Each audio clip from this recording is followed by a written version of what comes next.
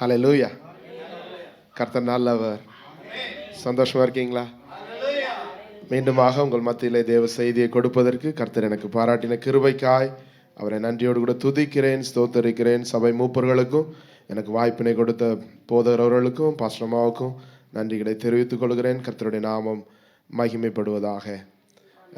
கொஞ்சம் வழக்கமாக உள்ள டோனை விட கொஞ்சம் வித்தியாசமாக இருக்கும். ஆண்டன் பிரதருக்கு தம்பி மாதிரி இருக்கும், இல்லைன்னா அண்ணன் மாதிரி இருக்கும். ஸோ அதனால் கொஞ்சம் என்னை பொறுத்து கொள்ளும்படியாக கேட்டுக்கொள்கிறேன். கர்த்தருடைய நாமம் மகிமைப்படுவதாக. வழக்கம் போல் இருக்கிற மாதிரியே இஸ்ரவேல் ஜனங்கள் சிதறடிக்கப்பட்டு கிடந்தது போல் நீங்களும் சிதறடிக்கப்பட்டு கிடக்கிறத பார்த்தா எனக்கு கொஞ்சம் கஷ்டமாக இருக்குது. செய்தி கொடுக்குறதுக்கு எனக்கு கொஞ்சம் ஈஸியாக இருக்கும் முன்னால் வந்தீங்கன்னா. இருந்தாலும் உங்களுடைய வசதிப்படி நீங்கள் உட்கார்ந்து கொள்ளுங்கள். நல்ல ஒரு சவுண்ட் சிஸ்டத்தை ஆண்டவர் கொடுத்துருக்கிறாரு. ஸோ கர்த்தருடைய நாமம் மகிமைப்படுவதாக. இன்றைக்கு ஒரு நல்ல சங்கீத பகுதியை நம்ம வாசித்தோம். சங்கீதங்களின் புஸ்தகம் 17வது அதிகாரம் 15வது வசனம் இப்படி சொல்லுது: நானோ நீதியில் உம்முடைய முகத்தை தரிசிப்பேன், நான் வெளிக்கும் போது உமது சாயலால் திருப்தியாவேன். ஹல்லேலூயா. Super, wonderful, fantastic words. So அந்த வசனம் என்னை இந்த வசனத்திற்கு நேராக என்னை தள்ளினது. ஆகையினால் அதன் அடிப்படையிலேயே நான் இன்றைக்கு உங்கள் மத்தியிலே தேவ செய்தியை கொடுக்கலாம் என்று நான் விரும்புகிறேன். கர்த்தருடைய நாமம் மகிமைப்படுவதாக. நம்முடைய வாழ்க்கையிலே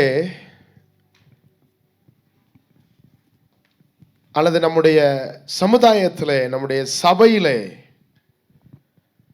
ஆண்டவரை ஒவ்வொருவரும் ஒவ்வொரு காரணங்களுக்காக தேடுகிறார்கள். பலவிதமான காரணங்களுக்காக தேடுகிறார்கள். இன்றைக்கு இந்த கூட்டத்தின் மத்தியிலே நான் உங்களிடத்திலே தனிப்பட்ட ரீதியிலே ஒரு கேள்வியை கேட்க வேண்டும் என்று விரும்புகிறேன். நான் இல்லை, நம்முடைய வேத வசனம், நம்முடைய கர்த்தராகிய இயேசு ஒரு வார்த்தையை, ஒரு கேள்வியை உங்களிடத்தில் கேட்க விரும்புகிறார். அவர் கேள்வி கேட்டால் கொஞ்சம் ஈஸியாக தான் இருக்கும், ஆனால் கொஞ்சம் குழப்பமாகவும் இருக்கும். இதுக்கு பதில் சொல்லலாமா வேண்டாமா அப்படின்னு. ஸோ ஒரே ஒரு கேள்வி தான். அந்த ஒரே ஒரு கேள்விக்கு நீங்கள் இந்த இடத்துல இருந்து போகும்போது பதிலோட திரும்ப போக போறீங்க. ஹல்லேலூயா. இன்னும் சொல்ல போனா, என்னுடைய வாழ்க்கையில் இருக்கிற எல்லா கேள்விக்குமான பதில் அதற்குள்ள இருக்குது. Not single problem. ஏதோ ஒரு காரியத்திற்கு இல்லை, ரெண்டு காரியத்திற்கு இல்லை. என் வாழ்க்கைக்கு தேவையான எல்லா கேள்விக்கான பதிலும் இந்த ஒரு காரியத்தில் அடங்கி இருக்கிறது. என் வாழ்க்கையினுடைய மையம் என்று கூட நான் சொல்ல முடியும்.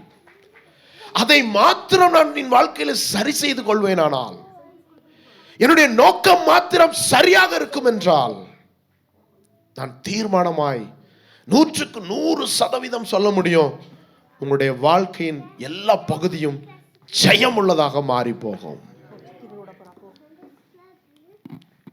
அது என்ன கேள்வி? யோவான் 1வது அதிகாரம் 35 38 வசனங்கள் வரை. மறுநாளிலே யோவானும் அவருடைய சீஷரில் 2 பேரும் நிற்கும்போது இயேசு நடந்து போகிறதை அவன் கண்டு, இதோ தேவ ஆட்டுக்குட்டி என்றான். அவன் அப்படி சொன்னதை அவ்விரண்டு சீஷரும் கேட்டு இயேசுவுக்கு பின் சென்றார்கள். இயேசு திரும்பி அவர்கள் பின் செல்கிறதை கண்டு, என்ன தேடுகிறீர்கள் என்றார். அதற்கு அவர்கள், ரபி, நீர் எங்கே தங்கியிருக்கிறீர் என்று கேட்டார்கள். ரபி என்பதற்கு போதகரே என்று அர்த்தமாம். போதும். இந்த இடத்துல நாம் வாசிக்கிறோம் இயேசுவினுடைய ஊழியத்தினுடைய துவக்கம். அப்பதான் அவர் ஊழியத்தை துவங்க ஆரம்பிக்கிறாரு. துவங்க ஆரம்பிக்கும் போது அவர் ஞானஸ்நானம் எடுக்கும்படிக்கு யோவான் இடத்துல வருகிறார். அவர் ஞானஸ்நானம் எடுத்து கரையேறி கொஞ்ச நாட்களுக்கு பிறகு இந்த சம்பவம் நடக்கிறதாக நாம் வாசிக்கிறோம். அப்படி யோவான் ஸ்நானகன் ஒரு காரியத்தை அந்த இடத்துல சொல்லுகிறதை நாம் பார்க்கிறோம். யோவானுக்கு அநேக சீஷர்கள் யோவானை பின்பற்றினார்கள். அதிலே சில சீஷர்கள் கேட்கிறார்கள், சுத்தி இருக்கிறார்கள். அப்பொழுது யோவான் ஸ்நானகன் சொல்லுகிறார், இயேசுவை பார்த்து சொல்லுகிறார், இதோ உலகத்தின் பாவங்களை சுமந்து தீர்க்கிற தேவ ஆட்டுக்குட்டி என்று சொன்ன உடனே அவருடைய சீஷர்கள் எல்லாரும், குறிப்பாக அதுல 2 பேர் இயேசுவை பின்பற்ற ஆரம்பிக்கிறார்கள். இயேசுவை தொடர்ந்து பின்பற்ற ஆரம்பிக்கிறார்கள். அந்த சம்பவத்தை உங்கள் கண் முன்னாக அப்படியே ஒரு படத்தை போல வைத்துக் கொள்ளுங்கள். இயேசு முன்பதாக நடந்து போகிறார்.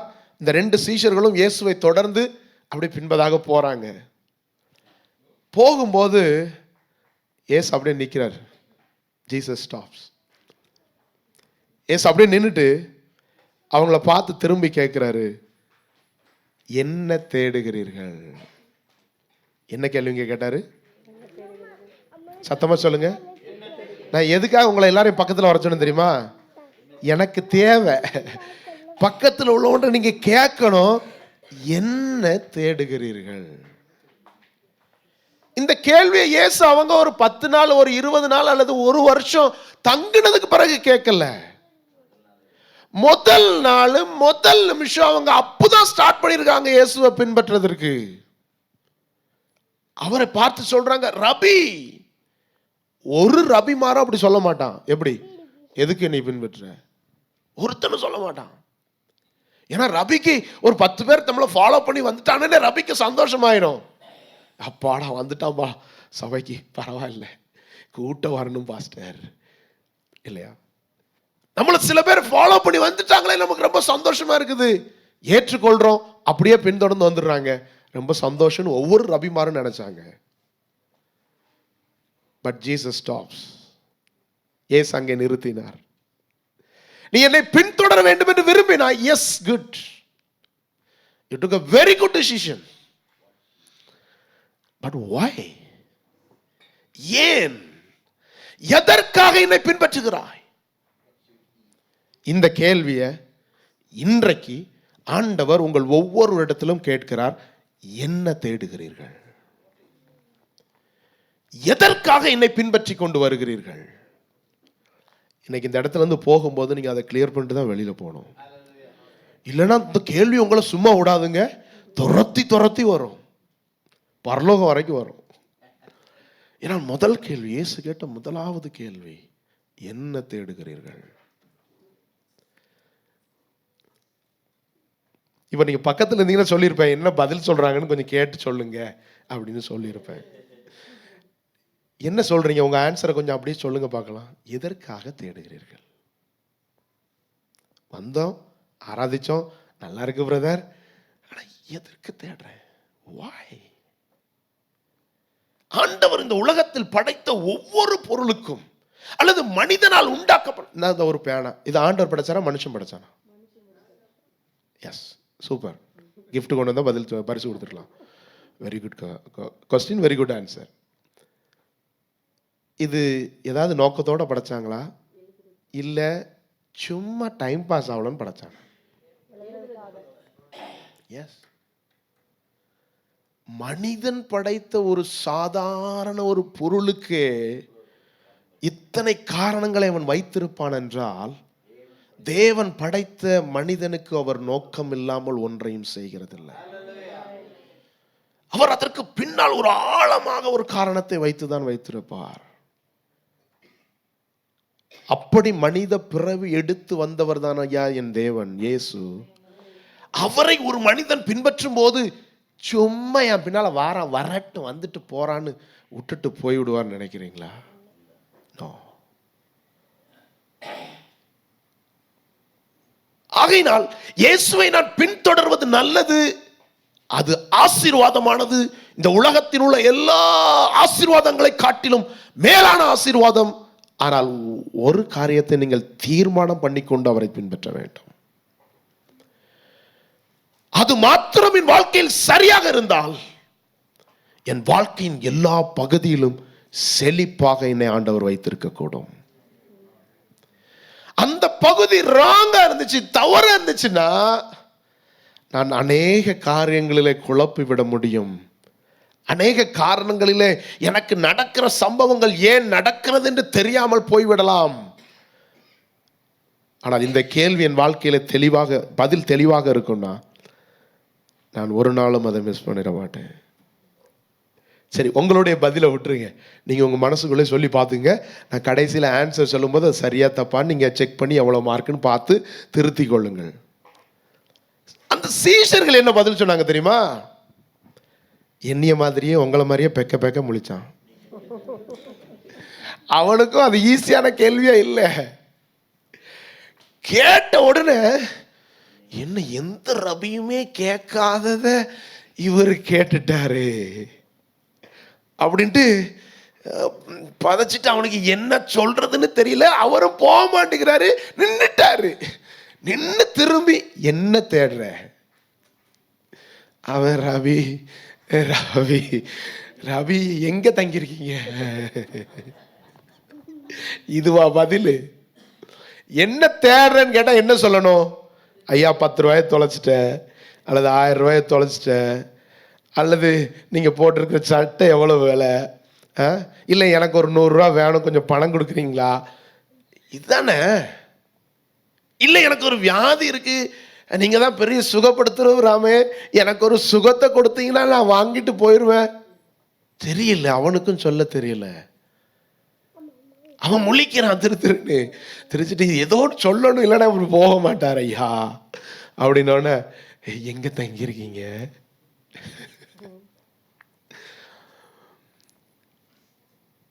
ஹல்லேலூயா.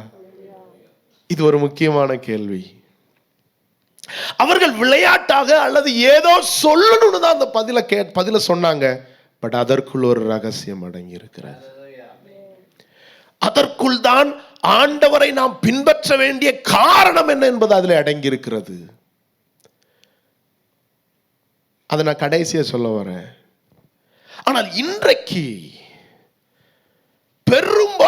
பெருவாரியான மக்கள், பெருவாரியான கிறிஸ்தவர்கள் இயேசுவை பின்பற்றுவது எதற்காக என்று வேதத்திலிருந்து சில காரியங்களை நாம் தியானிக்க போகிறோம். கடைசியாக நான் எதற்காய் அவரை பின்பற்ற வேண்டும் என்று சொல்லி அந்த வசனத்திலிருந்து நான் முடிக்க போகிறேன். கர்த்தருடைய நாமம் மகிமைப்படுவதாக. எதற்காக இன்றைக்கு பெரும்பாலான ஜனங்கள் இயேசுவை தேடினார்கள் அல்லது தேடுகிறார்கள்? அதற்கு ஒரு வசன ஆதாரணத்தை எடுக்கணும்னா யோவான் 6வது அதிகாரத்திலே ஒரு சம்பவம் கொடுக்கப்பட்டிருக்கிறது. 6வது அதிகாரம் யோவான் 6:2 வசனம். அவர் வியாதிக்காரரிடத்தில் செய்த அற்புதங்களை திரளான ஜனங்கள் கண்டபடியால் அவருக்கு பின் சென்றார்கள். அந்த வசனம் சொல்லுது, திரளான ஜனங்கள் அவரை பின் சொல்லி கொண்டு போறார்கள். கொஞ்சமா திரள் கூட்டம் இயேசுவின் பின்னால் போய் கொண்டிருக்கிறது. ஆனால் எதற்காக போய் கொண்டிருக்கிறது? அதிலே இருக்கு வியாதி. ஆனால் அது அந்த சம்பவத்திற்குள்ள அடுக்கில் நீங்கள் உள்ளே போனீங்கன்னா அது காரணம் கிடையாது, அதுவும் ஒரு காரணம். நிறைய பேர் வியாதிக்கு சுகம் பண்ணணும் போனா ஓகே ஃபைன், அதுக்கு நான் கடைசியாக வரேன். ஆனால் அந்த அதிகாரத்தை நீங்கள் படித்தா திரள் கூட்ட ஜனம், ஆண்டவர் அவர்களுக்கு போஜனம் கொடுக்கிறார். அவர்களா இயேசுவோடு இருக்க வேண்டும் என்று விரும்புகிறார்கள். 12வது வசனம் அதே வாசிங்க. அவர்கள் திருப்தி அடைந்த பின்பு அவர் தம்முடைய சீஷர்களை நோக்கி, ஒன்றும் சேதமாய் போகாதபடிக்கு மீதியான துணிக்கைகளை சேர்த்து வையுங்கள் என்றார். எஸ், அவர்கள் திருப்தி அடைந்த பின்பு. எதுல திருப்தி அடைந்த பின்பு? வயிறு நிரப்பிட்டார். பசியோட வந்த ஒரு மனுஷன் வந்தான்னா இயேசு அவர்களை திருப்தியாக்கி நடத்துகிறவர். அதனாலதான் ஃபாதர் ஒரு அழகா பாட்டு பாடினாங்க, திருப்தியாக்கி நடத்திடுவார், தேவைகளை சந்திப்பார், மீதம் எடுக்க வைப்பார், பிறருக்கு கொடுக்க வைப்பார். ஹல்லேலூயா. நம்முடைய ஆண்டவர் நம்முடைய தேவைகளை அறிந்திருக்கிறவர். அவர் ஒரு மனிதன் போஜனம் இல்லாமல் கஷ்டப்படுகிறதை பார்த்து அவர் அந்த தேவையை சந்திக்கிற தேவர். அவர் சொல்லுகிறார், இந்த ஜனங்கள் பசியோடு இருக்கிறார்கள், போகிற வழியில் அவர்கள் சோர்ந்து போய்விடக்கூடும், ஆகையினால் அவர்களுக்கு நீங்களே போஜனம் கொடுங்கள் என்று ஜனங்கள் பசியினால் வாடும்போது அதை காண்கிற ஒரு நல்ல தேவனை நாம் கொண்டிருக்கிறோம். ஆகையினால் ஒரு திரள் கூட்டம் இன்றைக்கு ஆண்டவரை பின் செல்கிறது. ஏன்? அவர் என்னை பசியாய் எடுக்க விடுகிறதில்லை. என் தேவைகளை அவர் சந்திக்கிறார். குறிப்பாக போஜனம் சார்ந்த என்னுடைய அனுதின தேவையை என் கர்த்தராகிய இயேசு சந்திக்கிறார் என்பது உண்மை. அதன் நிமித்தம் எத்தனை பேர் பின் தொடர்றாங்க? திரளான ஜனங்கள் பின் செல்லுகிறார்கள். திரளான ஜனங்கள் பின் செல்லுகிறார்கள்.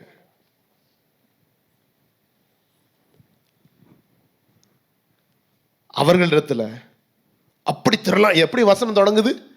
திரளான ஜனங்கள் என்று தொடங்குகிறது, அப்படிதானே? அதே அதிகாரத்துல இயேசு திரும்பவும் இந்த கேள்வியை திரும்பவும் கேட்கிறாங்க. 26வது வசனத்துல இயேசு அவர்களுக்கு பிரதியுத்தரமாக, நீங்கள் அற்புதங்களை கண்டதினால் அல்ல, நீங்கள் அப்பம் புசித்து திருப்தியானதினாலேயே என்னை தேடுகிறீர்கள். மெய்யாகவே மெய்யாகவே. என்னத்துக்காக என்ன தேடுறீங்க?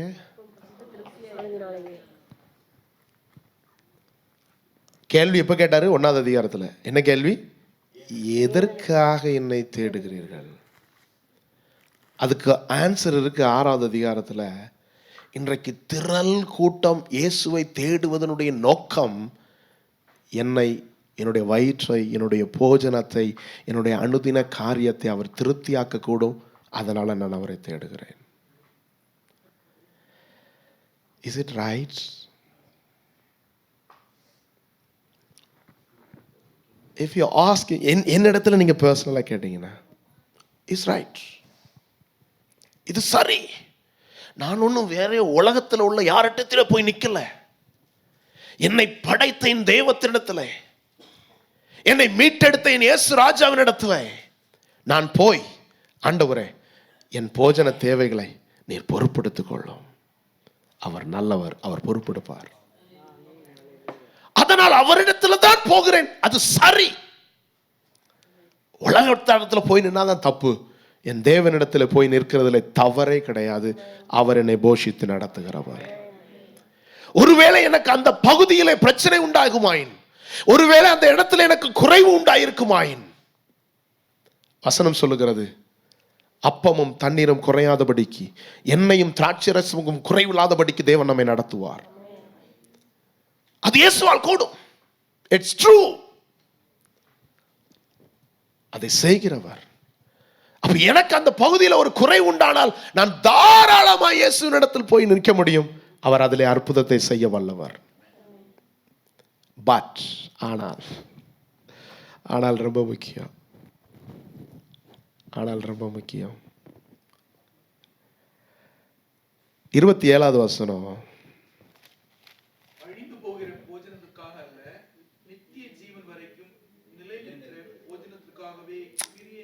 ஆமென். இயேசுவே சொல்றாங்க, என்ன தேடினது தப்பு இல்லை, இட்ஸ் நாட் ராங். ஆனால் இதற்காக மாத்திரம் என்னை தேடாதிருங்கள். புரியுதா உங்களுக்கு? விளங்குதா உங்களுக்கு? இயேசு இடத்துல போகிறது நல்லது. அவர் அற்புதத்தை செய்ய வல்லவர். வேதம் முழுக்க நாம் வாசிக்கிறோம். அநேக அற்புதங்கள் போஜனம் சம்பந்தமாக செய்திருக்கிறார். It's true. ஆனால் அதற்காக மாத்திரம் இயேசுவை தேடுகிறவனாக நான் இருந்தேன் என்றால், பவுல் சொல்லும்போது சொல்றாரு, அழிந்து போகிற போஜனத்திற்காக ஒருவன் ஆண்டவரை தேடுவான் என்றால் அவனை போல நிர்பாக்கியவாதி யாருமே இல்லை. அழிந்து போகிற ஒரு புரோஜனத்திற்காக ஆண்டவரை தேடுறீங்க. அதற்காக ஒருவேளை தேடினா என்னுடைய தேடுதல் பொய்யானதாய் மாறி போகும். அப்ப நல்லா கவனிங்க. நான் அதற்காக தேடக்கூடாதுன்னு சொல்லல. there is a right place. எப்பொழுதுமே நாம் அந்த தேவைக்கு ஆண்டவர்கிட்ட தான் போகணும். அப்படியே தொடர்ந்து போங்க. ஆனால் அதற்காக மாத்திரம் போகாதீங்க. ஆண்டவரிடத்தில் அதை காட்டிலும் மேலான ஒரு காரியம் இருக்கிறது. அந்த அதிகாரம் திரள் ஜனங்கள் ஆரம்பிக்குது, 6வது அதிகாரம். ஆனால் முடியும் போது ஆண்டவர் கேட்கிறாரு, பேதுருவை பார்த்து கேட்கிறார், சீடர்களை பார்த்து கேட்கிறாரு. பேதுரு சீஷர்லாம் திட்டுறாங்க, எவ்வளவு கூட்டம் வந்துச்சு ஆண்டவரே இல்லையா? திரள் கூட்டம் அவனுக்கு கிடைக்குமா? திரளான ஜனங்கள் வந்துட்டு இருக்கும்போது கூட்டத்தை களைச்சிட்டீங்களே ஆண்டவரே, இவ்வளவு அற்புதத்தை செஞ்சு வீணாக்கிட்டீங்களே ஆண்டவரே. இப்படி பேசலாமா? நீங்க அப்பத்தை பிக்கிறேன் ரத்தத்தை குடிக்கிறேன்னு நீங்க பேசலாமா? ஓடிட்டானே எல்லாவனும். உடனே சீஷர்களை பார்த்து ஆண்டவர் கேட்குறாங்க, ஐயா ஐயா நீங்களாவது போயிடாதீங்கய்யா, நீங்களாவது இருங்க அப்படியே சொன்னார். நீங்களும் போய்விட மனதா இருக்கிறீர்களா? எஸ். அப்போ ஆண்டவர் எவ்வளவு அழுத்தமாக அந்த வசனத்தை சொல்லியிருக்கிறான்னு புரியுதா உங்களுக்கு? எவ்வளவு ஆழமாக அந்த கேள்வியை கேட்டார் என்று உங்களுக்கு புரிகிறதா? ஏனென்றால் அது அவ்வளவு முக்கியமான ஒரு காரியம். இன்றைக்கு திரள் கூட்ட ஜனங்கள் ஆண்டவரை தேடுவது போஜனத்திற்காக மாத்திரமே. ஆண்டவர் அற்புதம் செய்கிறார், அடையாளங்கள் செய்கிறார், ஆசீர்வதிக்கிறார். It's true. என்னுடைய தேவைகளுக்கு மத்தியில் நான் அவரிடத்துல தான் போகணும். It's right. ஆனால் அதற்காக மாத்திரம் ஆண்டவரை தேடாதிருங்கள். யோபு என்கிற ஒரு பக்தனை குறித்து நாம் வாசிக்கிறோம். என்ன ஒரு அருமையான சப்ஜெக்ட் அது இல்லை? யோபு எல்லாம் நன்றாக இருந்த போது ஆண்டவரை ஆராதித்தவர் அல்ல. எல்லாமே தன்னை விட்டு இழந்த போதும் ஒரு மனிதன் ஆராதித்தானாம். அதில் அவனை குறித்து வாசிக்கிறோம். யோபு எல்லாம் இழந்த போதும் அவன் கர்த்தரை பணிந்து கொண்டான் என்று வாசிக்கிறோம். ஹல்லேலூயா, ஹல்லேலூயா. எபிரேயர் 12:16 சொல்லுகிறது, ஒருவேளை போஜனத்திற்காக ஒருவனும் வேசி கள்ளனாகவும், ஒருவேளை போஜனத்திற்காக தன் சேஷ புத்திர பாகத்தை விற்று போட்ட ஏசாவை போலவும் சீர்கெட்டவர்களைப் போல இருக்க வேண்டாம் என்று எச்சரிக்கையாக எழுதப்பட்டிருக்கிறது. ஏசா என்ன செஞ்சாரு? ஏசா செய்ததுல பெரிய பாவம் என்ன தெரியுமா? அவனுக்கு கிடைத்த மகிமையான அந்த சேஷ்ட புத்திர பாகம், அப்படின்னா என்ன? சுதந்திரம். அதுதான் அவனுக்கு கிடைத்த ஒரு உயில் போல. அந்த காரியத்தை ஒரு வேளை சாப்பாட்டுக்காக விற்று போட்டானா. ஹல்லேலூயா. அவனை பற்றி எழுதியிருக்கு அந்த இடத்துல, ஒருவேளை போஜனத்திற்காக நித்தியமாய் கிடைக்கிற சுதந்திரத்தை இழந்தானப்பா ஏசா. அவனை போல இருக்க வேண்டாம். இந்த போஜனத்தினால் விழுந்தவர்கள் அநேகம் பேர், அதில் நாமும் இருக்க வேண்டாம். ஹல்லேலூயா. ஆனால் என் தேவைகள் ஒவ்வொன்றுக்கும் இயேசுதான் பதிலாக இருக்கிறார். அவரிடத்தில் போங்கள், அவரிடத்தில் கேளுங்கள், அவரிடத்தில் விண்ணப்பங்களை வையுங்கள். அவர் உங்கள் விருப்பத்தின்படி அதை நிறைவேற்றுவார், திருப்தியாக்கி நடத்துவார். ஆனால் அது என்னுடைய பிரதான நோக்கமாக இருக்கக்கூடாது. முதலாவது காரியம். இரண்டாவது காரியம், எதற்காக ஆண்டவரை தேடுகிறீர்கள் அல்லது என்ன தேடுகிறீர்கள்? இன்றைக்கு ஆண்டவரை தேடுகிற அநேகரிடத்தில் கேட்டால் அவர்களுக்கு ஒரு காரணம் இருக்கிறது. அது ஒருவேளை என்னுடைய போஜனமாக இருக்கலாம், இன்னொன்று என்னுடைய தேவைகளுக்காக இருக்கலாம், பணமோ பொருளோ அல்லது வேலைக்காகவோ. ஏதோ ஒரு ஆசீர்வாத குறைவு என் வாழ்க்கையில் இருக்கிறது. அந்த ஆசீர்வாத குறைவை ஒரு வேலைக்காக எனக்கு இதை செய்யுங்க ஆண்டவரே. ஒரு காரியம் எனக்கு நடக்கணும், அதற்காக நான் ஆண்டவரை தேடி வருகிறேன்.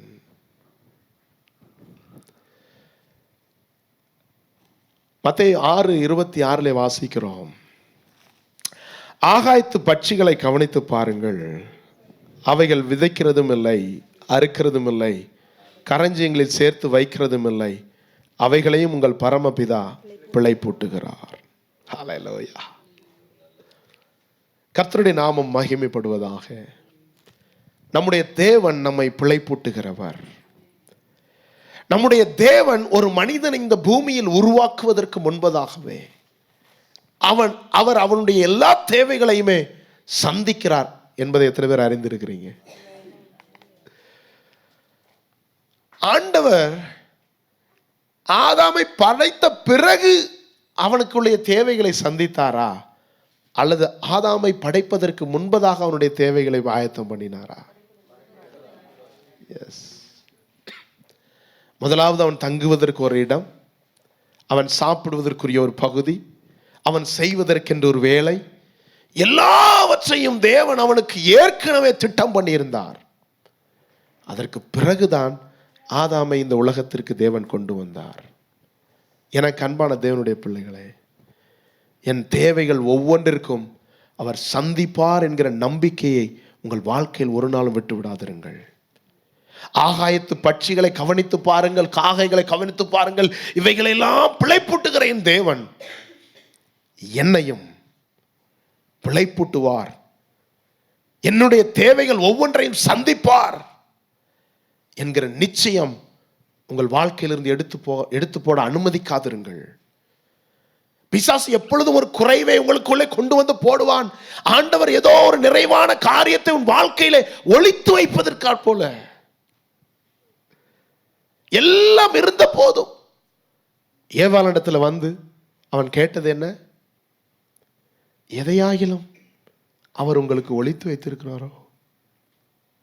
அப்படிதானே கேட்டான். How tricky it is. எவ்வளவு தந்திரமா கேட்டான் தெரியுமா? எதையாகிலும் உங்களுக்கு மறைச்சு வச்சிருக்கிறாரோ? First doubt. எனக்குள்ளாக விதைக்கப்படுகிற முதலாவது விதை, மேபி ஆண்டவர் எனக்கு ஏதோ நன்மையான காரியம் ஒன்று இருக்கு, அதை தராம ஒளிச்சு வச்சிருக்கிறாரு போல இருக்கு. நோ, இல்லை. அவர் நம்முடைய உலகத்தினுடைய தகப்பன்களை காட்டிலும் நல்ல தேவன். எல்லா தகப்பனை காட்டிலும் நல்ல தேவன் அவர். அவர் எனக்கு நன்மையான எதையும் ஒளித்து வைக்கிறவர் அல்ல, மறைத்து வைக்கிறவர் அல்ல. அது ஒருவேளை என்னுடைய கண்களுக்கு வேணுமானால் அது மறைத்து வைக்கப்பட்டிருக்கலாம், அதனுடைய காரணம் என்ன என்று. ஆனால் அவர் எனக்கு நன்மையான யாதொன்றையும் ஒளித்து வைக்கிறவரோ மறைத்து வைக்கிறவரோ அல்ல. அவர் தன்னுடைய கரங்களினால் தம்முடைய பிள்ளைகளை ஆசீர்வதிக்க விரும்புகிற கர்த்தர். ஹல்லேலூயா, ஹல்லேலூயா. ஆகையினால முதலாவது பார்த்தோம், போஜனத்திற்காக ஆண்டவரை தேடாதீர்கள். இந்த உலகத்தினுடைய பொருட்களுக்காக, வசதிக்காக, வாய்ப்புகளுக்காக ஆண்டவரை தேடாதீர்கள். அவரிடத்துல போங்கள், உங்கள் விண்ணப்ப வேண்டுதல்களை ஏறிடுங்கள். சூப்பர். அதிலே ஒன்று தெரிகிறது, நீங்கள் அவரைத்தான் நம்பி இருக்கிறீர்கள் என்று தெரிகிறது. உங்கள் விசுவாசம் அந்த குறைவுகளின் மத்தியிலே நான் ஆண்டவரிடத்தில் போகும்போது என்னுடைய விசுவாசத்தை நான் அறிக்கை செய்கிறேன். ஆண்டவரே, இந்த காரியத்தில் உண்மை அல்லாமல் எனக்கு ஜெயத்தை கொடுக்க யாரால முடியாது என்பதை நான் அறிக்கை எடுக்கிறபடினாலே அது நல்லது. சில குறைவுகள் வரும்போது தான் தெரியும் நான் ஆண்டவரை சார்ந்திருக்கிறேனா இல்லையா என்பது. ஹல்லேலூயா. ஆகையினால் அப்படிப்பட்ட ஒரு தேவைகள், இந்த உலகத்திற்கு அடுத்த காரியங்கள் வரும்போது நான் ஆண்டவரை தேடி ஓடி அதை பெற்றுக்கொள்வது நல்லது. ஆனால் அதற்காக மாத்திரம் ஆண்டவர்கிட்ட போகக்கூடாது. அவர் நம்முடைய திருப்தியாக்கி நடத்துகிற தேவன். நாம் பாடினது போல அதை எப்படி கண்டுபிடிக்கலாம் தெரியுமா? என்னை திருப்தியாக்குறதற்காக, என்னுடைய தேவைகளை சந்திக்கிறதுக்காக மட்டும்தான் ஒரு மனுஷன் ஆண்டவர் தேடி இருக்கான், ஒரு மனுஷன் ஆண்டவர் தேடி இருக்கான்றத எப்போ கண்டுபிடிக்கலாம்? வென் தேவைகள் மத்தியில அவர்களை நீங்க ஆலயத்தின் மத்தியிலேயே பார்க்கலாம், இங்கும் அங்குமாக ஓடிக்கொண்டே இருப்பாங்க. பட் அந்த தேவை சந்திக்கப்பட்டுரும், அந்த ஆசீர்வாதம் கிடைச்சிரும். அது ஒரு நல்ல வேலையா இருக்கலாம், அது ஒரு நல்ல காரியமா இருக்கலாம், ஏதோ ஒன்று கிடைச்சிரும், ஆண்டவரும் சந்திச்சிருவாரு. அதுக்கப்புறம் ஆண்டவரே கொஞ்சம் நேரம் இல்லை. நான் எப்பொழுதும் அடிக்கடி சொல்லுகிற ஒரு காரியம், வேலையை தெரிந்தெடுக்கும் போது நான் சொல்லுகிற ஒரு காரியம், நான் எனக்கு கிடைக்கிற வேலை எவ்வளவு பொதுவாக எப்படி சார்ந்திருக்கிறோம், எப்படி தெரிந்து கொள்றோம்? சொல்ல மாட்டாங்க. ஏன்னா நாங்கள் அப்படி தெரிந்தெடுக்கிறது இல்லை. எப்படி தெரிந்தெடுக்கிறோம் சொல்லுங்க? It's true. எல்லாருக்கும் 100க்கு 100 எல்லாம் ஒன்று தான். எப்படி தெரிந்தெடுக்கிறோம்? எங்கே அதிக சம்பளம் கொடுக்குறாரோ அங்கே நான் போய் வேலை செய்வேன். That's right. அப்படி தானே தெரிந்தெடுக்கிறோம்? இல்லை பிரதர், நீங்கள் தப்பா சொல்லிட்டீங்க, நான் அப்படியெல்லாம் தெரிந்தெடுக்கிறது இல்லை. யாராவது இருக்கீங்களா? யாரும் இல்லைல்ல, எல்லாம் என்னைய மாதிரி தான். இல்லை,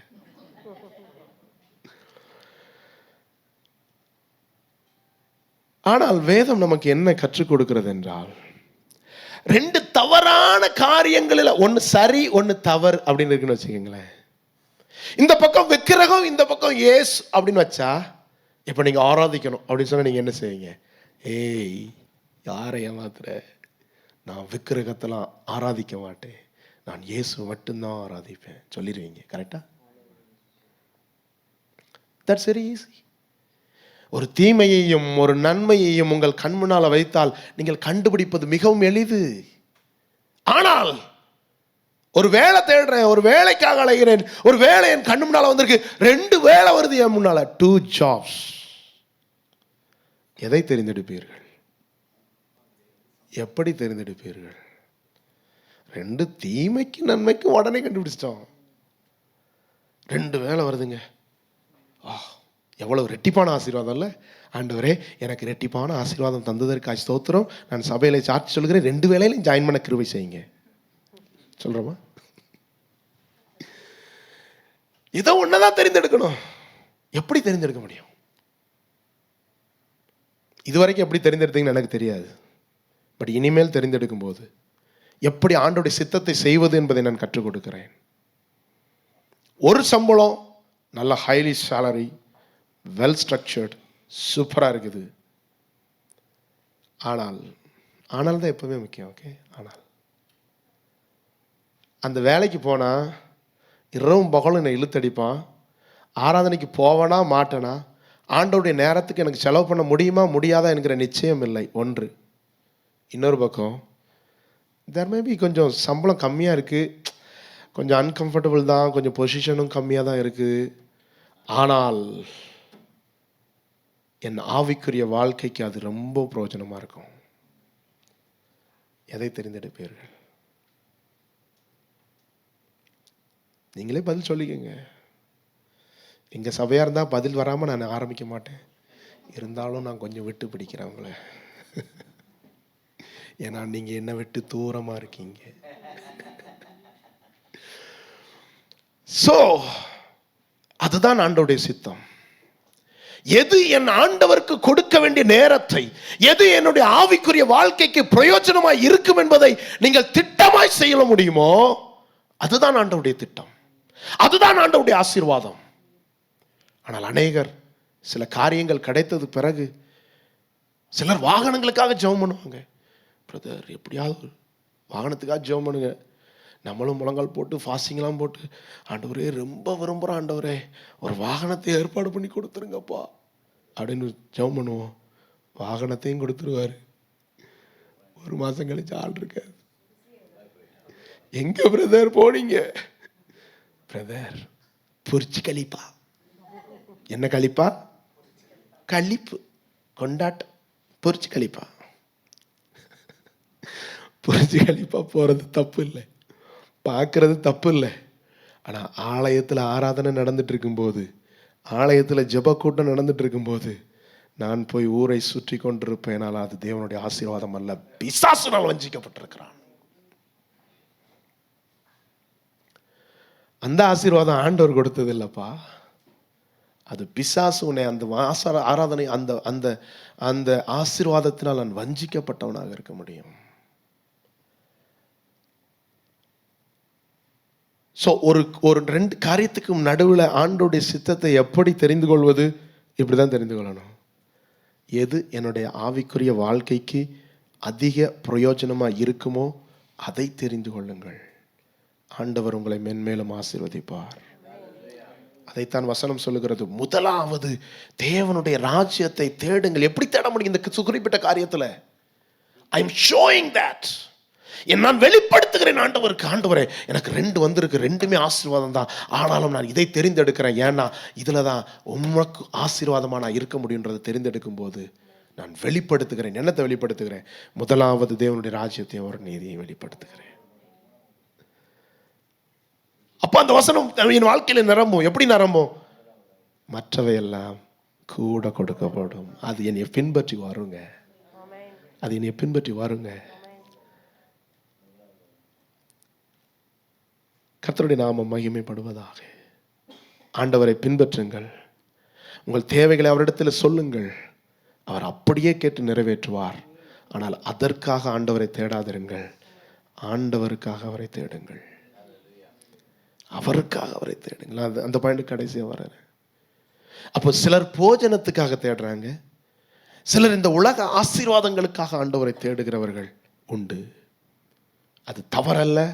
நீங்கள் தேடுகிற இடம் சரி, அவரிடத்திலிருந்து தான் அந்த ஆசீர்வாதம் உண்டாகும், அவரிடத்திலிருந்து தான் அந்த ஐஸ்வர்யம் உண்டாகும். நீங்கள் வந்திருக்கிற இடம் சரி, ஆனால் அது மாத்திரம் உங்களுடைய நோக்கமாக இருக்கக்கூடாது.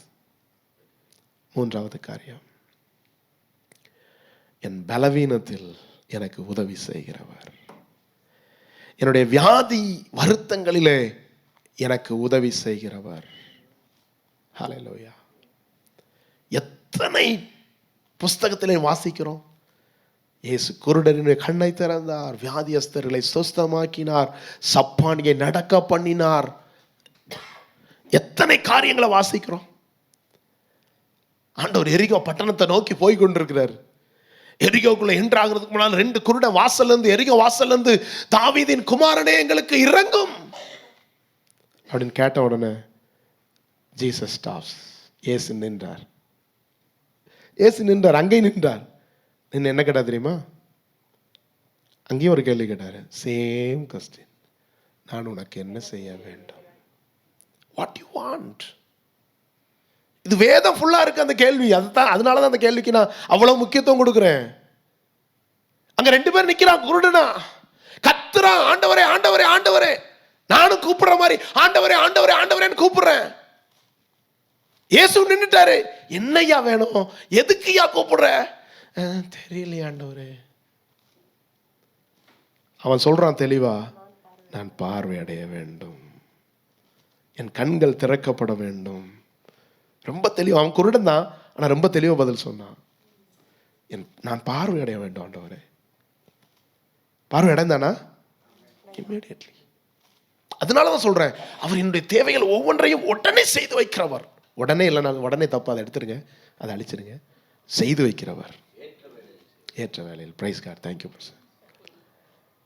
ஏற்ற வேலையில் எனக்கு நடத்துகிறவர். அன்னைக்கு அந்த குருடனுக்கு அது உடனே தேவைப்பட்டுச்சு. இம்மீடியட்லி, உடனடியாக நடந்துச்சு. இன்னொரு அம்மா வந்தாங்க ஆண்டவரத்தில் வந்து அவரை பணிந்து கொண்டு ஆராதிச்சாங்க ஆண்டவரை. ஆண்டவரும் அந்த அம்மாவோட பார்த்த உடனே கண்டுபிடிச்சிட்டாரு, இந்த அம்மா என்னை ஆராதிக்க வந்திருக்கிறாங்க, ஆனால் ஏதோ ஒரு நோக்கத்துக்காக வந்திருக்கிறாங்க அப்படிங்கிறது நான் சபைக்குள்ள காலடி வச்ச உடனே ஆண்டவருக்கு தெரிஞ்சிடும். அவங்க ஆராதிக்கும் போதே அவர் கண்டுபிடிச்சாரு. சபதேவின் குமாரன் கேள்விப்பட்டிருக்கீங்களா? சலாமி அம்மா கேள்விப்பட்டிருக்கீங்களா? அந்த அம்மாவும் ஆண்டவரை ஆராதிக்க வந்தாங்க, ஆராதிச்சாங்க. இயேசுவை பணிந்து கொண்டு அப்படின்னு இருக்கும்போதே இயேசு அவரிடத்தில், என்ன வேணும், என்ன வேணும் உனக்கு? ஆண்டவர் கண்டுபிடிச்சாரு, இந்த அம்மா என்னைய பணியில, இது வேற ஏதோ காரணத்தோட வந்திருக்குது அப்படின்னு. என்ன வேணும் அப்படின்னோடனே அந்த அம்மா சொன்னாங்க, ஆண்டவரே உங்களுடைய ராஜ்யத்தில் நீங்கள் வரும்போது 2 பேர் தன்னுடைய வாழ்க்கையே விட்டுட்டு நீங்கள் தான் கெதின்னு வந்துட்டான், உங்களை நம்பி எல்லாத்தையும் விட்டுட்டு வந்துட்டான் ஆண்டவரே. அதனால ஒருத்தனை வலது பக்கத்துலையும் இன்னொருத்தனை இடது பக்கத்துலையும். சீஷனுக்குலாம் கொலை வெறி, கத்தி மட்டும் அவனுக்கு இருந்து குன்றுப்பானுங்க. என்ன கேள்வி கேட்ட 4 பேர் எங்கே போகிறது? அங்கே அந்த வசனம் அப்படிதான் சொல்லுது. சீஷர்கள் அதை பார்த்து கோபம் அடைந்து முறுமுறுத்தார்கள். அப்போ எல்லாருக்குமே என்ன ஆசை இருந்துச்சு? நான் இந்த right side, I am the left side, எனக்கு ஒரு பொசிஷன் கிடைக்கும் ஆண்டவரே. இயேசுவை பின்பற்றினால் எனக்கு பொசிஷன் கிடைக்கும். பேதுரு கேட்டார் தானே, ஆண்டவரே எல்லாத்தையும் விட்டுட்டு வந்தமே, எனக்கு என்ன கிடைக்கும்? இந்த கேள்வி ஃபுல்லாகவே இருக்கு பைபிளில், புதிய ஏற்பாடு ஃபுல்லாகவே இருக்கு. என்ன கிடைக்கும், என்ன கிடைக்கும், என்ன கிடைக்கும்? இன்னைக்கும் நிறைய பேருக்கு கேள்வி கிடைக்காம சுற்றிட்டு கிடைக்காங்க. அப்போ அந்த அம்மா கேட்டாங்க, என்ன கேட்டாங்க? ஒருத்தன் வலது பக்கம், ஒருத்தன் இடது பக்கம். ஆண்டவர் அந்த ஆராதனையை ஏற்றுக்கொண்டார். அந்த கேள்விக்கு பதில் கொடுத்தாரோ?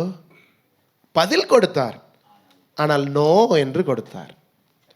நான் உனக்கு பதில் செய்ய முடியாதுன்னு கொடுத்தார். ஆண்டவர் அப்படிலாம் பதில் சொல்லுவாரோ, நோலாம் சொல்லுவாரோ? போங்க பிரதர், என் வாழ்க்கையில் எல்லாமே நோவாவே தான் இருக்கு. எங்க அவர் எஸ்ன்னு சொல்றாரு? அப்ப அன்றைக்கு அந்த அம்மாவுக்கும், இல்லை நீ கேட்கறது என்னன்னு உனக்கு தெரியல, நான் பிடிக்கிற பாத்திரத்தில் நீ பாத்திரம் நீங்க பாத்திரம் பிடிக்க முடியாது, அந்த பாத்திரம் அவ்வளோ எளிதான பாத்திரம் இல்லை, நீ கேட்கறது என்னன்னு உனக்கு என்ன செய்யல தெரியல அப்படின்னு சொல்லி ஆண்டவர் அதை ஏற்றுக்கொள்ளலை. கொஞ்ச நாள் ஆச்சு. எத்தனை நாள் தெரியுமா? சரியா 7லிருந்து 10 நாள் தான் ஆச்சு. Within 10 days. இப்போ அந்த அம்மாவுக்கு ஒரே வருத்தம், இப்படி என் பிள்ளையா ஏசு ஏசுன்னு பின்னாலே சுத்துது, எப்போ பார்த்தாலும் இரவும் பகலும் ஏசு ஏசுன்னு தன் வாழ்க்கையை விட்டுட்டு சுத்துது. அந்த பிள்ளைகளுக்கு ஒரு நான் என்ன கேட்டேன்? பரலோகத்தில் ஒரு இடம் தானே கேட்டேன், அதை கூட இந்த ஆண்டவர் செய்ய மாட்டேங்கிறார் அப்படின்னு ஒரே துக்கம், வருத்தம். பதில் கிடைக்கல ஆண்டவர். பதில் கிடைச்சது, ஆனால் நோன்னு கிடைக்குது. இதை கேட்க மாட்டீங்களா? ஒரே வருத்தம் அந்த அம்மாவுக்கு. ஆனாலும் பின்பற்றினாங்க. ஒரு 10 நாள் ஆச்சு. 10 நாள் ஆனதுக்கு அப்புறம் ஆண்டவர் ஒரு இடத்துல சந்திக்கிறாங்க. ஆண்டவர் வானத்திற்கும் பூமிக்கு நடுவாக சிலுவையில் தொங்கிக் கொண்டிருக்கிறார். அங்கே கீழே நின்னதுல எல்லாரும் அவரை விட்டு ஓடிட்டான். 4 பெண்கள் மாத்திரம் இருந்தாங்க. யோவான் இருந்தார் கூட. 4 பெண்கள். அங்கே பெண்களுக்கு ஒரு ஆசீர்வாதமான செய்தி உண்டு. ஆண்களை காட்டிலும் பெண்கள் தான் அதிக பக்தி வைராக்கியம் உள்ளவர்கள். அநேக ஆண்கள் இன்றைக்கு ஆலயத்தில் உட்கார்ந்திருப்பதற்கு காரணம் பெண்களுடைய தொந்தரவு தாங்க முடியாததுனால. தீர்க்க தரிசனம் தானே பிரதர்? இல்லை, அது என் டாபிக் இல்லை. ஆனால் பேச சொன்னீங்கன்னா ஒரு நாள் பேசலாம். இயேசு உயிரோடு எழுந்ததுக்கு பிறகு எத்தனை பேரை எங்க சந்திச்சாரு? முதல்ல பேதுருவை சந்திச்சாரா? யோவானை சந்திச்சாரா? மார்பிலேயே படுத்து கிடந்த யோவானை சந்திச்சாரா? யாரை சந்திச்சார்? மகதலேனா மரியாளும் மற்ற மரியாள்களும். அதுலேருந்து ஆண்டவர் ஒரு காரியத்தை சொல்றார், வேண்டாம் அது வேண்டாம், இப்போ வேண்டாம், அது வேற கூட்டத்துக்கு. பெண்கள் ஆசீர்வதிக்கப்பட்டவர்கள், பக்தி வைராக்கியம் கொண்டவர்கள் ஆண்களை காட்டிலும். எங்கேயோ விட்டுட்டேன். ஆண்டவரே என்னை காப்பாத்துங்க. இப்போ ஆண்டவர் வானத்துக்கும் பூமிக்கும் நடுவாக தொங்கிக் கொண்டிருக்கிறார். சலாமி கீழே நிற்கிறாங்க கூட. அங்கே பக்கத்தில் ஒரு கள்ளன் கேட்கிறான், ஆண்டவரே உம்முடைய ராஜ்யத்தில் வரும்போது, உம்முடைய ராஜ்யத்தில் வரும்போது. அந்த சத்தத்தை கேட்ட உடனே அந்த அம்மாவுக்கு இப்போதான் புரியுது, ஆண்டவரே என் கேள்விக்கு அன்றைக்கு நீங்கள் ஏற்றுக்கொள்ளாததற்கு ஒரு ஸ்தோத்திரம். நீங்கள் மாத்திரம் அன்னைக்கு ஆமேன்னு சொல்லியிருந்தீங்கன்னா வலது பக்கத்தில் ஒருத்தனும் இடது பக்கத்தில் ஒருத்தனும் கல்லன் இல்லை, என் பிள்ளையை தான் தூங்கிட்டு இருந்திருக்கோம். அந்த அம்மாவுக்கு புரிஞ்சது, ஆண்டவர் ஏன் என்னுடைய ஜெபத்திற்கு அன்றைக்கு பதில் கொடுக்கவில்லை ஆமென்று. ஏனென்றால் அவர் காலங்களை கடந்திருக்கிறவர். அவருக்கு தெரியும் உங்களுக்கு என்ன தேவை, உங்களுக்கு என்ன தேவையில்லை என்பதை அவர் எனக்கு நன்றாய் அறிந்து வைத்திருக்கிறார். எனக்கு அன்பான தேவனுடைய பிள்ளைகளே, ஆண்டவர் நமக்கு தேவையான ஒன்றையும் ஒளித்து வைப்பதில்லை, மறைத்து வைப்பதில்லை. நான் என்னுடைய எல்லா காரியங்களையும் அவர் அறிந்து வைத்திருக்கிறபடியினாலே நான் முழு நிச்சயமாய் சொல்ல முடியும், அவர் என்னுடைய தேவைகள் ஒவ்வொன்றையும் சந்திக்க வல்லவர். ஆனால் ஒரு வேலைக்காகவோ, ஒரு போஜனத்திற்காகவோ, ஒரு உலக ஆசீர்வாதத்திற்காகவோ, அல்லது ஒரு வியாதியிலிருந்து என்னை விடுதலை பெறுவதற்காகவோ மாத்திரம் அவரை தேடாதிருங்கள். அது முழுமை அல்ல, அது நிறைவு அல்ல. இயேசு அன்றைக்கு அவர்களை பார்த்து கேட்டாரே, எதற்காய் என்னத்தை தேடுகிறீர்கள் என்றதுக்கு அது சரியான பதில் அல்ல. ஒருவேளை நீங்களும் நானும் இந்த கேட்டகரியில இதுதான் என்னுடைய பதிலாக இருக்குது, ஆண்டவரே, ஆண்டவர் இப்படிப்பட்ட அற்புதங்களின் மூலமாய், அடையாளங்கள் மூலமாய் பின்ன ஏன் எழுதி வைத்திருக்கிறார் என்று கேட்கலாம். நான் அதற்கு பதில் சொல்லுகிறேன். அடையாளங்களும் அற்புதங்களும் என்னை இயேசு அண்டைக்கு அவரோடு கூட இன்னும் கெட்டி சேர்வதற்கு வழியாய் அமைத்து வைத்திருக்கிறார். அற்புதங்கள் என் வாழ்க்கையில் நடக்கிறது எதற்காக? என் விசுவாசத்தை வர்த்திக்க பண்ணுவதற்காக, இயேசுவோடு நான் இன்னும் கெட்டி சேருவதற்காக என் வாழ்க்கையில் அற்புதங்களும் அடையாளங்களும் நடந்து கொண்டே இருக்கின்றன ஒவ்வொரு நாளும். அது நிற்க போகிறதில்லை. அவர் அற்புதத்தின் தேவன், அவர் அடையாளங்களின் தேவன், அவர் கல்லோ மண்ணா அல்ல, பேசாத தெய்வம் அல்ல. அவர் ஒவ்வொரு நாளும் ஜீவிக்கிறவர், என்னோடு கூட பேசுகிறவர், உரையாடுகிறவர், என் வாழ்க்கையின் தேவைகளை சந்திக்கிறவர், அற்புதங்களை அடையாளங்களாலும் என் நாட்களை திருப்தியாக்குகிற தேவன். No doubt in that. ஆனால் அதற்காக நான் அவரை தேட மாட்டேன். ஒருவேளை எனக்கு சில வியாதிகள் இருக்கலாம், பலவீனங்கள் இருக்கலாம், அவைகள் போக மாட்டேங்குது ஆண்டவரே. நானும் எத்தனை வருடங்கள் நான் உம்மிடத்தில் கேட்கிறேன். ஐ டோன்ட் நோ ஏன் ஆண்டவர் அனுமதிச்சிருக்கிறாரு, ஏன் அந்த வியாதி எனக்கு வாழ்க்கையில் அனுமதிச்சிருக்கிறாரு. எனக்கு தெரியாமல் இருக்கலாம். ஏன் வியாதி வருகிறது, ஏன் பலவீனங்கள் வருகிறது, எனக்கு ஒருவேளை தெரியாமல் இருக்கலாம். பட் ஆண்டவருக்கு தெரியும். He knows. He knows. He knows. வியாதி பலவீனங்கள் பல காரணங்களுக்காக வருகிறது. பாவத்தினால் வருகிறது, சாபத்தினால் வருகிறது, அல்லது தேவனுடைய மகிமைக்கு என்று வருகிற வியாதிகளும் உண்டு. இயற்கை வியாதி, இயற்கை உபாதைகளினால் வருகிற வியாதிகள் உண்டு. இப்படி நிறைய காரியங்கள் இருக்கு. நான் அதுக்குள்ளெல்லாம் போக விரும்பலை. அது என்னுடைய பிரசங்கமும் அல்ல. ஆனால் எல்லா வியாதிகளிலிருந்தும் அவர் எனக்கு பலனை தரக்கூடியவர், எல்லா வியாதிகளிலிருந்தும் அவர் எனக்கு ஆரோக்கியத்தை கொடுக்கக்கூடியவர். ஆனால் அதற்காக அவரை தேடக்கூடாது. மார்க் 3வது அதிகாரத்திலே பேதுருடைய மனைவி வியாதியாய் கிடக்கிறார்.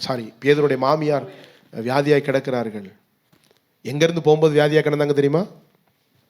அவர்கள் ஆலயத்திலிருந்து, ஜப ஆலயத்திலிருந்து ஊழியத்தை முடித்து வீட்டிற்கு போனால் அங்கே வியாதியாக ஒரு மாமியார் கிடைக்கிறாள். எப்பங்க? ஜபாலயத்திலிருந்து போகும்போது, பேதுரு ஜபாலயத்திலிருந்து போகும்போது அங்கே வீட்டுக்கு போனால் யார் மாமி சுரமா கிடக்கிறா? மாமி. ஆண்டவரிடத்தில் அந்த விண்ணப்பம் போகிறது. ஆண்டவர் சுகப்படுத்துகிறார். சுகப்படுத்தின உடனே அடுத்த வசனம் சொல்லுகிறது, அவள் எழுந்து அவர்களுக்கு பணிவிடை செய்தாள். ஹல்லேலூயா, ஹல்லேலூயா.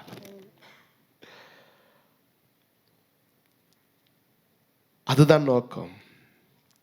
எனக்கு வியாதி பலவீனங்கள் அல்லது ஏதோ ஒரு காரியங்கள் குறைவு எனக்கு வரும்போது, பலவீனம் வரும்போது ஆண்டவர் சுகம் கொடுக்கிறார் என்றால் அதன் மூலம் அவருடைய ஊழியம் செய்யப்பட வேண்டும்.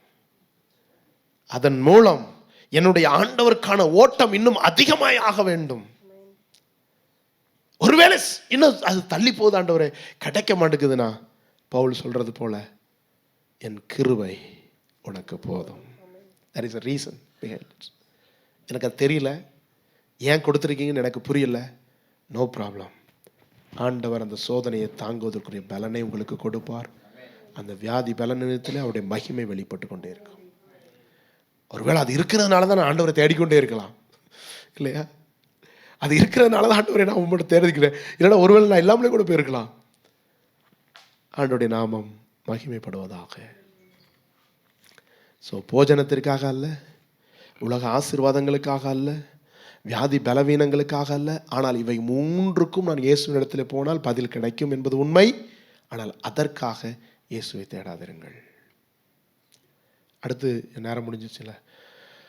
அடுத்து பதவிக்காக, பேருக்காக, புகழுக்காக ஆண்டவரை தேடக்கூடாது. ஆண்டவர் நம்மை உயர்த்துவார் ஒரு நாளிலே. ஆண்டவர் நம்மை ஒரு நாளிலே நிச்சயமாய் உயர்த்துவார். அதனாலதான் இயேசு சொல்லும்போது அடிக்கடி சொல்லுவாங்க, மனுஷரால் வருகிற மகிமையை நான் ஏற்றுக்கொள்ளுகிறதில்லை. மனுஷனால ஒரு பேர் கிடைக்க போகுது, ஒரு புகழ் கிடைக்க போகுதுன்றதுக்காக ஆண்டவரை தேடக்கூடாது. அவர் என்னை மகிமைப்படுத்துகிற ஒரு நாள் வரும், அவர் என்னை மேன்மைப்படுத்துகிற ஒரு நாள் வரும். அந்த நாள் வரைக்கும் நான் காத்து கொண்டிருப்பேன். ஹல்லேலூயா. அவர் நம்மை மகிமைப்படுத்தக்கூடியவர். போதும், 4 பாயிண்ட் போதும். இன்னும் நிறைய இருக்கு, நிறைய காரணங்களுக்கு. உலகத்தில் ஒவ்வொருத்தரும் ஒவ்வொரு காரணத்துக்காக ஆண்டவர் தேடுறான். போதும், நமக்கு டைம் முடிஞ்சிருச்சு. அப்போ 4 பாயிண்ட் பார்த்தோம். எதுக்காக ஆண்டவர் தேடக்கூடாது? போஜனத்திற்காக, உலக ஆசீர்வாதங்களுக்காக, சுகத்திற்காக, பெயருக்காக, புகழுக்காக, மேன்மைக்காக, பெருமைக்காக ஆண்டவரை தேடக்கூடாது. ஆனால் இவை எல்லாவற்றையும் ஆண்டவர் நமக்கு கொடுக்கிறவர். அந்த குறைவுகள் வரும்போது அவரையே சார்ந்து கொள்ளுங்கள், நல்லது. ஆனால் அதற்காக ஆண்டவரை தேடக்கூடாது. அப்ப எதற்காக ஆண்டவரை தேட வேண்டும்? அவங்க கேட்டாங்க, எதற்காக என்னை தேடுகிறீர்களோன்னு. ரபி, எங்கே தங்கியிருக்கிறீர்? எங்க தங்கியிருக்கீங்க ஆண்டவரே கேட்டாங்களா? அவன் பயத்துல தான் கேட்டான். எப்படியோ பதில் சொல்லணுமே, ஏதோ ஒரு பதில சொல்லணுமே சொன்னான். ஆனால் அதில் தான் ஆவிக்குரிய ஆசீர்வாதத்தை ஆண்டவர் வைத்திருக்கிறார். என்ன நடந்தது தெரியுமா? அடுத்த வசனத்தை வாசிங்களேன். எடுத்து 39வது வசனம் என்றார்.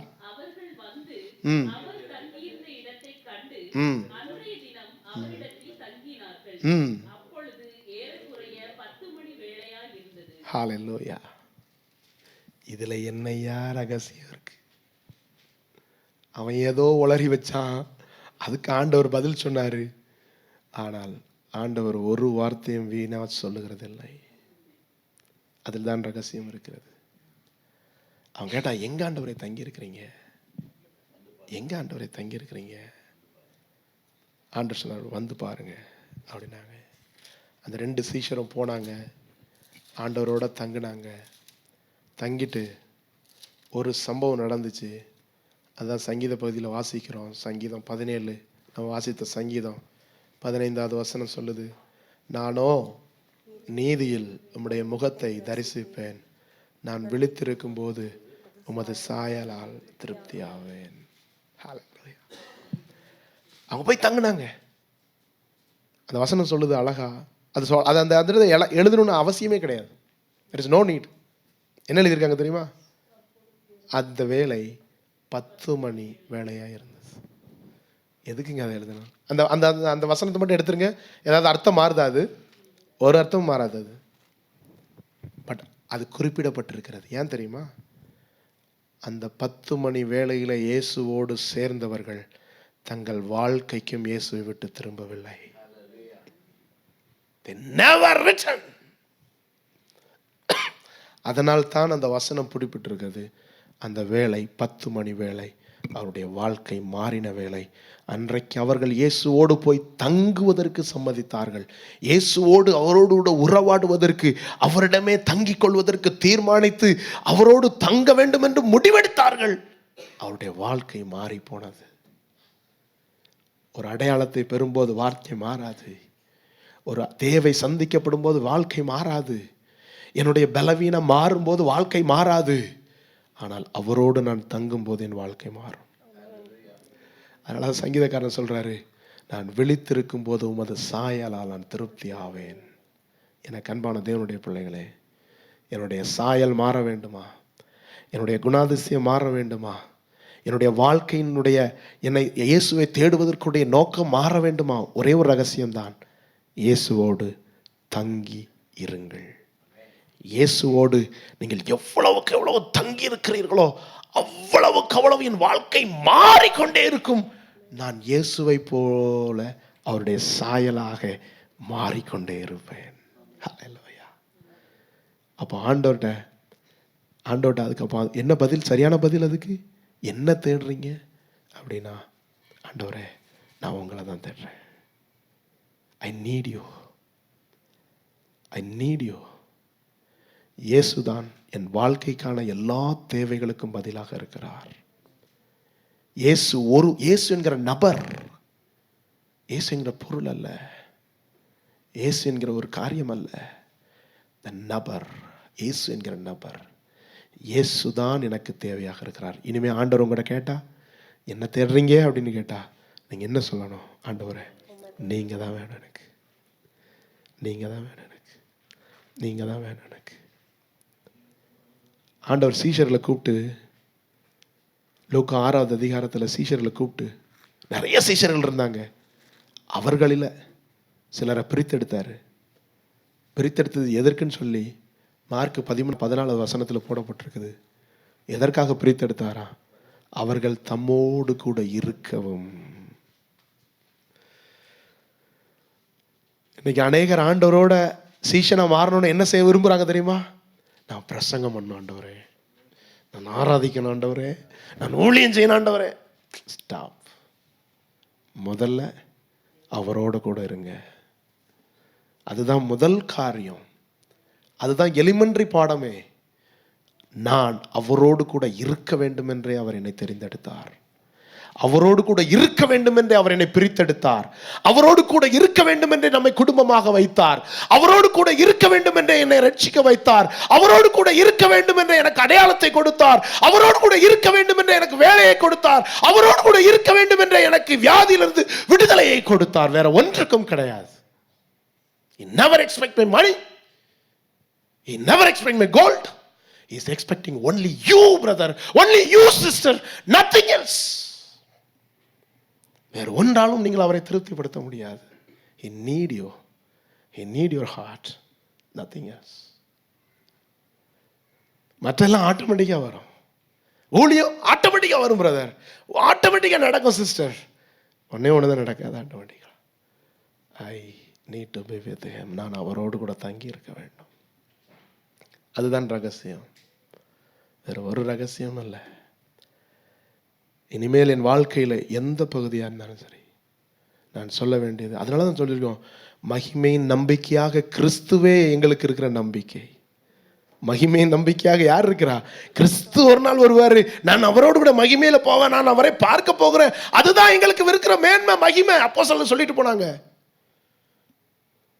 மற்றடைய விசுவாசிகளுக்கு நிறைய மாறிடுச்சு. No problem.